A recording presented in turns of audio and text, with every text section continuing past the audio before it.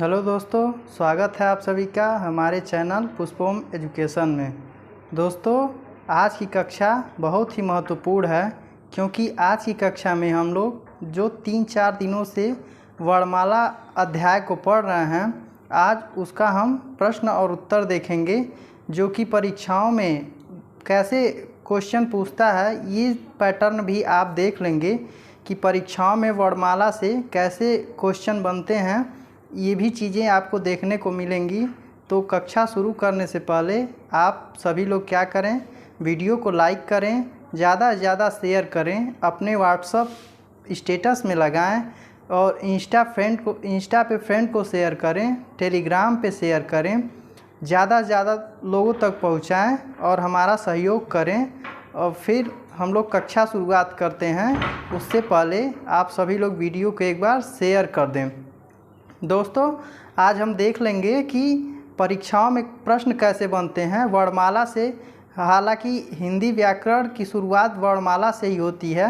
मैं शुरू से जितनी भी चीज़ें बताया था वो सारे प्रश्न में आपको मिलेंगे यदि आप वीडियो शुरू से लेके आखिरी तक देखते हैं। और वर्णमाला का एक भी वीडियो अगर मिस नहीं करते हैं आप, तो निश्चित रूप से ये आपके लिए लाभदायक होगा। ये मेरा दावा है कि परीक्षाओं में आपको इससे प्रश्न अवश्य मिलेंगे।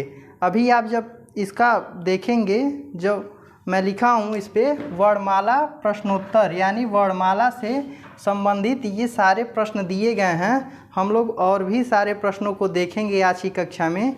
आज की कक्षा इसी पे रहेगी कि हम लोग बस क्वेश्चन देखेंगे, क्योंकि पिछली जो भी चीज़ें वर्णमाला के अंतर्गत आती थीं वो सारी चीज़ें मैंने कंप्लीट करा दी हैं।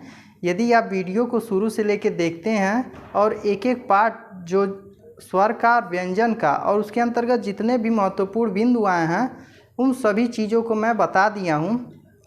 तो हम इसकी कक्षा शुरू करते हैं आज की। और आप देखेंगे तो ये जितने भी क्वेश्चन मैं यहाँ पे नोट किया हूँ ये सारे आपको पिछली वीडियोज़ में मिलेंगे, जो मैं एक एक चीज़ को विस्तृत करके पढ़ाया हूँ।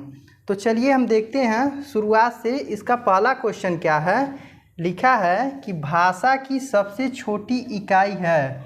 मैं जब शुरुआत किया था तो आपको बताया था कि ध्वनि क्या होती है, कि जो मनुष्य की वाग इंद्रियों द्वारा व्यक्त होती है उसे हम ध्वनि कहते हैं। और ध्वनि जो है शब्दों की आधारशिला है। फिर जब हम वर्णमाला टॉपिक शुरू किए थे, वर्णमाला को बताती कि वर्णों के व्यवस्थित समूह को वर्णमाला कहते हैं, उसमें मैं बताया था कि भाषा की सबसे छोटी इकाई हम किसे कहते हैं। तो भाषा की सबसे छोटी इकाई क्या शब्द होगी? बिल्कुल नहीं, ना शब्द होगी। फिर व्यंजन भी नहीं होगी, स्वर भी नहीं होते। ये तो वर्णमाला के अंतर्गत आते हैं। इसके दो पार्ट होते हैं, स्वर और व्यंजन। और मैं बताया था कि ध्वनि शब्दों की आधारशिला है। तो जो आखिरी बचता है यानी वर्ड, ये इसका राइट आंसर होगा कि भाषा की सबसे छोटी इकाई वर्ड होती है। भाषा की सबसे छोटी इकाई वर्ड होती है। ऐसे ही छोटे छोटे प्रश्न आपको परीक्षाओं में देखने को मिलेंगे, जो कि आपकी सफलता के लिए बहुत ही महत्वपूर्ण है। यदि आप प्रतियोगी परीक्षार्थी हैं और प्रतियोगिता देना चाहते हैं तो आपके लिए एक एक क्वेश्चन अत्यंत महत्वपूर्ण है। और वो क्वेश्चन आपकी सफलता के लिए, आपको आगे बढ़ाने के लिए बहुत ही महत्वपूर्ण है। इसलिए आप एक एक चीज़ को ध्यान से देखेंगे। ये जो आज की कक्षा है, आज की जो वीडियो है, यदि आप इसे देखते हैं तो निश्चित रूप से इससे भी प्रश्न आपको परीक्षाओं में अवश्य मिलेंगे। तो ऐसे ही छोटे छोटे प्रश्न पूछते हैं। जैसे यहाँ पे पूछा भाषा की सबसे छोटी इकाई है, तो भाषा की सबसे छोटी इकाई वर्ड होती है, शब्द नहीं होता है। और स्वर और व्यंजन तो बिल्कुल भी नहीं होता है, क्योंकि ये वर्णमाला के अंतर्गत आते हैं। ये क्वेश्चन आपको समझ में आ गया होगा।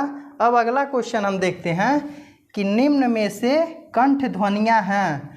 अभी कल की कक्षा में मैं सारे ध्वनियों, सारे वर्डों का उच्चारण स्थान बता रहा था। मैं कई बार बताया हूँ कि क, च, ट, त, प वर्ग का जो 5 वर्ग हैं उनके उच्चारण स्थान क्या हैं। तो जब तक वो वीडियो आप देखेंगे नहीं, समझेंगे नहीं, तब तक ऐसे प्रश्नों को आप हल नहीं कर पाएंगे। यहाँ पे दिया है कि निम्न में से कंठ ध्वनियाँ हैं, यानी जो हमारे कंठ से उच्चरित ध्वनियाँ हैं उसको हम वो ध्वनियाँ कौन सी है। तो यहाँ पे ऑप्शन दिया है क और ख। तो मैं जब आपको बता रहा था कि जो क वर्ग का उच्चारण स्थान है, क वर्ग का जो क वर्ग का उच्चारण स्थान है वो क्या है, वह कंठ है। तो यहाँ पे हमें पहला आंसर मिल गया कि निम्न में से कंठ ध्वनियाँ पूछ रहा है। तो यहाँ पे क्या है, क और ख। य और र ये नहीं होगा, यह अंतस्थ व्यंजन के अंतर्गत आते हैं। श और श ये दोनों ऊष्म व्यंजन के अंतर्गत आते हैं। और ट और ड़ यह मूर्धन्य, इसका उच्चारण स्थान मूर्धन्य है। तो जो हमारा ऑप्शन बचता है क और ख, ये ऑप्शन हमारा सही होगा। ये प्रश्न आप एक एक चीज़ इसमें आप ध्यान से देखेंगे और इसे समझने का प्रयत्न करेंगे। अगला क्वेश्चन हमारा है कि निम्न में से अल्प प्राण वर्ण कौन से हैं। मैं जब पढ़ा रहा था आपको तो बार बार बता रहा था कि अल्प प्राण, महाप्राण, इन सब से क्वेश्चन बनते हैं। मैं बता रहा था आपको कि अल्प प्राण क्या होता है। अल्प मीन्स थोड़ा और प्राण मीन्स जान, यानी जिस वर्ड को उच्चारित करने में हमें थोड़ी जान लगानी पड़े, यानी थोड़ा सा प्रयास करना पड़े, जो आसानी से उच्चारित हो जाता है, उसे हम अल्प प्राण कहते हैं। तो मैं बताया था अल्प प्राण और महाप्राण के बारे में। अल्प प्राण प्रत्येक वर्ग का पहला, तीसरा और पांचवा वर्ग जो होता है वो अल्प प्राण होता है, और दूसरा और चौथा वर्ग जो होता है वो महाप्राण होता है। तो ऑप्शन में हम देखेंगे छ और झ। छ और झ ये च वर्ग के दोनों वर्ण हैं। तो च के बाद आता है छ, छ के बाद ज, ज के बाद झ, यानी ये दूसरा और चौथा वर्ण है, यानी यह महाप्राण है। फिर आता है क और ग। तो मैं बताया था कि प्रत्येक वर्ग का पहला, तीसरा और पांचवा जो वर्ण होता है वह अल्प प्राण होता है। तो क कौन सा है, पहला, और ग तीसरा वर्ण है, यानी हमारा आंसर यही सही होगा। थ और ध ये भी नहीं होगा, फ और भ ये भी नहीं होगा। तो यानी यही हमारा राइट आंसर है, क और ग। प्रत्येक वर्ग का पहला, तीसरा और पांचवा वर्ड जो होता है वह अल्प प्राण होता है। अल्प प्राण, यहाँ पे आप देखेंगे अल्प प्राण प्रत्येक वर्ग का पहला, तीसरा और पांचवा वर्ड। और महाप्राण क्या होता है, प्रत्येक वर्ग का दूसरा और चौथा वर्ड। यह महाप्राण के अंतर्गत आता है। इसे आप समझने का प्रयत्न करेंगे। फिर अगला क्वेश्चन कह रहा है कि निम्न में से नासिक के व्यंजन कौन सा है। निम्न में से नासिक के व्यंजन कौन सा है। यहाँ पे देखिए ऑप्शन दिया है श, य, ग और ज। तो मैं बताया था कि जब उच्चारण स्थान कंठ, तालव्य, मूर्धा, दंत, ओष्ठ और नासिक के यह 6 होते हैं, तो नासिक में कौन कौन सा आता है, अंग, य, ड़, न और अंग, य, ड़, न और म। ये सारे जो आते हैं यह सारे नासिक में आते हैं। तो आप इसमें नासिक में देखेंगे श, य, ग और ज। तो यहाँ पे जो आंसर सही होगा य, यानी जो य वर्ड है यह नासिक के द्वारा उच्चारित होता है, यानी नाकों में इसका उच्चारण होता है। निम्न में से नासिक के व्यंजन कौन सा है। नासिक के व्यंजन हम देख रहे हैं, तो यहाँ पे क्या होगा, यहाँ पे नासिक के व्यंजन जो होगा वह होगा य। इसको भी आप ध्यान में रखेंगे।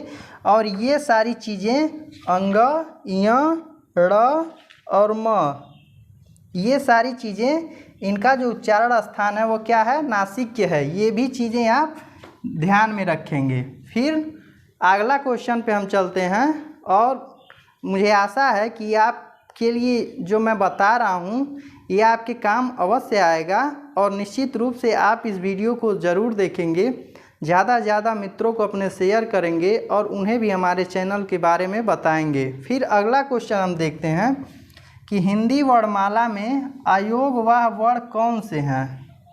हिंदी वर्णमाला में अयोगवाह वर्ण कौन से हैं। ऑप्शन देखेंगे आ ई उ अंग और अह।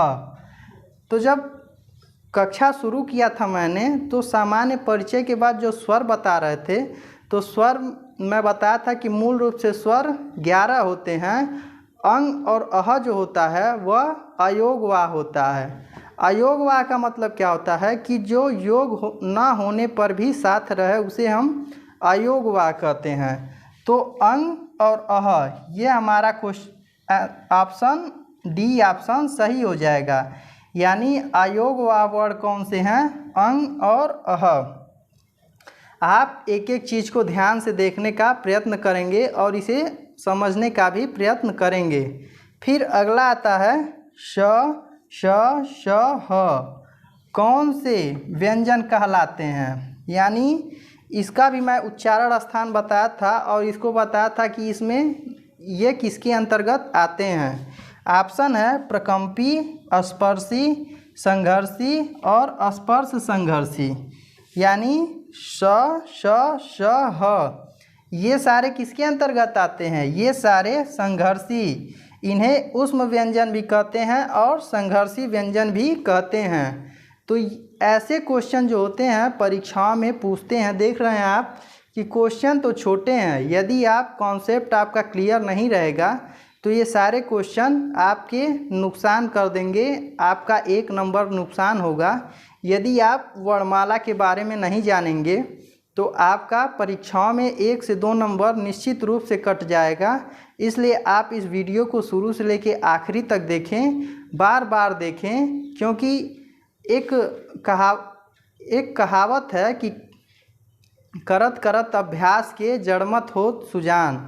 यानी कि जब हम किसी चीज़ को बार बार अभ्यास करते हैं तो जो जड़ बुद्धि भी रहता है वो भी बुद्धिमान हो जाता है। यानी कोई जड़ बुद्धि है, कोई मूर्ख है, यदि वो किसी चीज़ का बार बार अभ्यास करता है तो वो बुद्धिमान हो जाता है, उसको उसके बारे में सारी जानकारी हो जाती है। तो इसलिए आप इस वीडियो को बार बार देखें और इस प्रश्नों के माध्यम से आपकी संपूर्ण जानकारी का मूल्यांकन हो जाता है।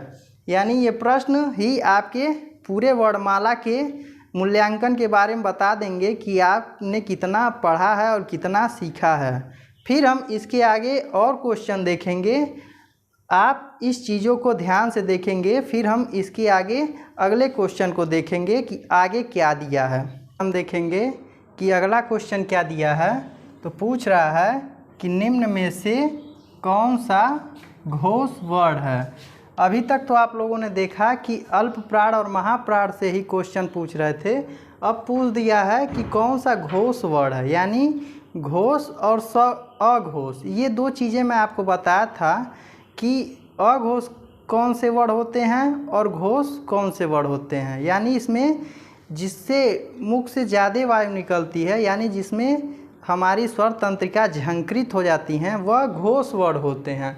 तो आप यहाँ पे देखेंगे तो आपको स्वतः ही पता चलेगा कि किस वर्ण को उच्चारित करने से हमारी स्वर तंत्रियाँ झंकृत हो जाती हैं, वही होता है घोष वर्ण। तो यहाँ पे हम देखेंगे कि ऑप्शन में दिया है ख, च, म, ठ। तो मैं बताया था आप लोगों को कि स घोष क्या होता है और घोष क्या होता है। इसमें जैसे इसका जो पहला और दूसरा व्यंजन होता है, दूसरा वर्ण होता है, वह घोष के अंतर्गत आता है। और तीसरा यहाँ पे स घोष नहीं है, अघोष है।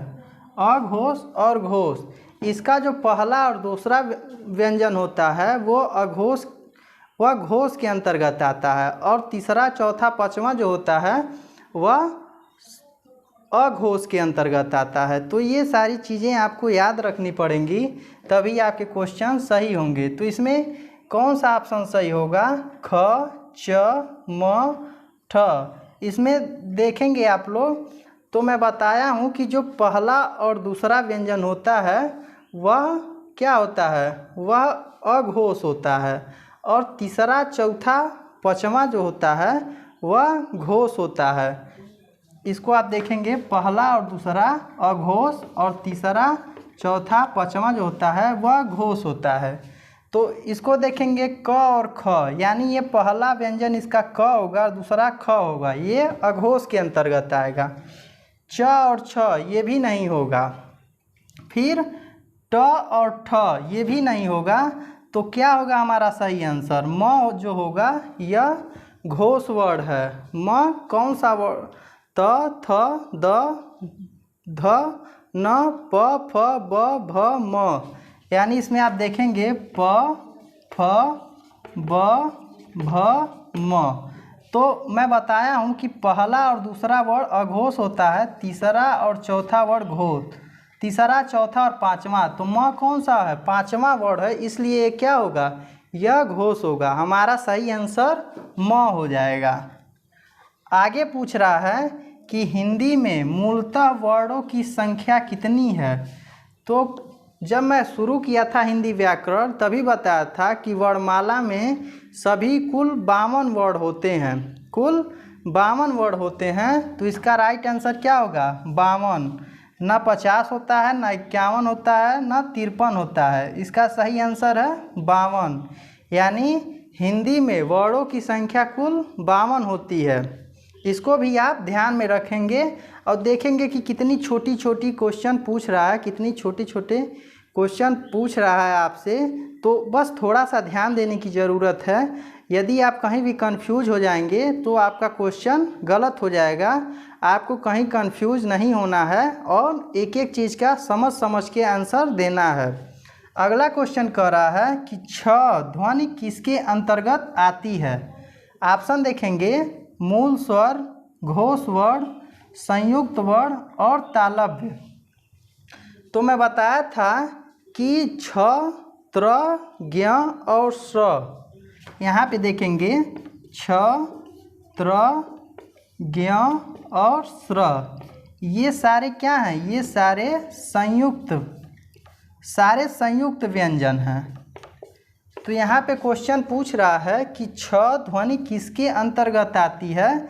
तो मूल स्वर के अंतर्गत क्या आती है? नहीं, ना ही घोष वर्ण के अंतर्गत आती है। यह क्या है? यह संयुक्त वर्ण है।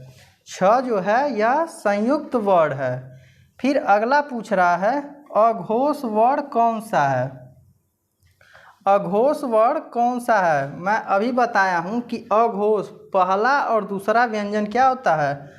अघोष। तो इसको हम देखेंगे कि अघोष कौन सा है। तो यहाँ पे अ दिया है, ज दिया है, ह दिया है, स दिया है। ज को देखेंगे च, छ, ज, तीसरा वर्ण है इसलिए ये नहीं होगा। छ को देखेंगे अ भी नहीं होगा, ज भी नहीं होगा, ह, यह ह होगा इसका राइट आंसर, और स भी नहीं होगा। तो अघोष वर्ण कौन सा है? इसमें अघोष वर्ण ह है। इसको आप देखेंगे कि इसका जो ह नहीं होगा, इसका जो राइट आंसर होगा वह अ होगा। क्योंकि जब हम अ का उच्चारण करेंगे तो हमारी जो स्वर तंत्रियाँ हैं वह झंकृत नहीं होंगी।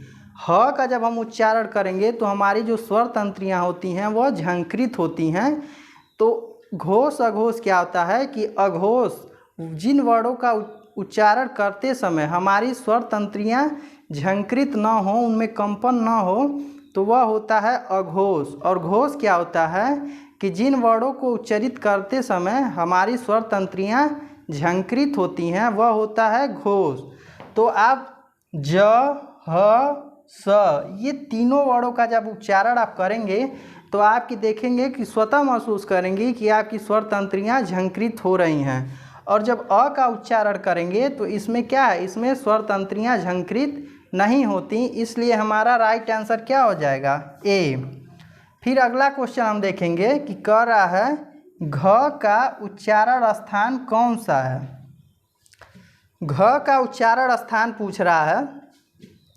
तो अभी देखिए यहाँ पे क्वेश्चन दोहरा दिया। अभी इसके पहले मैंने बताया है कि जो क वर्ग का उच्चारण स्थान होता है वह कंठ होता है। और क वर्ग में 5 वर्ण आते हैं क, ख, ग, घ, अंग। अब यहाँ क्या पूछ रहा है कि घ का उच्चारण स्थान कौन सा है। तो यहाँ पे आप घ देखेंगे तो घ का उच्चारण स्थान क्या होता है, कंठ।